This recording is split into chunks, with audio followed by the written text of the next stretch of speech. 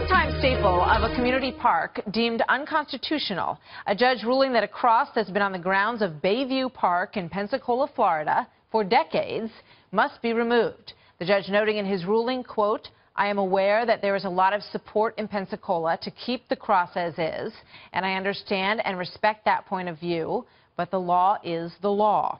That order cheered by attorneys for the plaintiffs who had argued the cross should not be allowed to stand on public grounds. The giant Christian symbol on city property, the city maintains this symbol as its own, and it sends a message to non-Christian citizens that they're not welcome in this community and that they're less favored by the government than Christian counterparts. So that's the argument. Here now, former Arkansas governor and Fox News contributor Mike Huckabee. Governor, good to see you tonight. Your reaction to this story? Well, it's absurd. Four people in Pensacola said that they had a problem with this. Tens of thousands of people have enjoyed the fact that it's there and they've seen it. They haven't been offended by it. And this is one of those just irrational decisions by the court. I think the judge felt he was in a box on it. But let me ask you this, Martha. I mean, if this cross in Pensacola is somehow offensive to the point that people can't even go by there without being overwhelmed with religion, then tell me, when are we going to take all the crosses down at Arlington National Cemetery?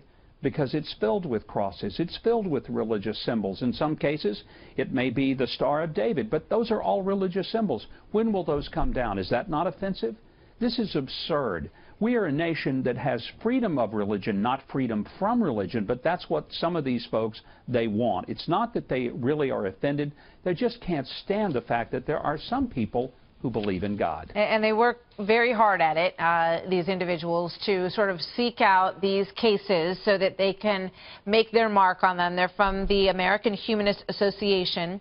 And as you say, there were four people who brought the case. Two of them have since moved to Canada. They don't even live in the area anymore. So you're down to two people who are claiming to be offended by this cross, and we're looking at the pictures of it. It's been there for 75 years. As that attorney said, it has been maintained by the town, and that's where the legal problem lies. I was talking to Alan Dershowitz about this before, and he heard us tease that this story was coming up. He said, "I wish I could stick around and talk to my friend Governor Huckabee about this, because we always, you know, have these heated arguments, but we're good friends on this issue." But he said, you know, because it's on public property, that's the law. And the judge in this case was appointed, he's a Reagan appointee, and he basically, you know, sort of was aggrieved at the fact that he had to find that finding, but he said it is backed by the law.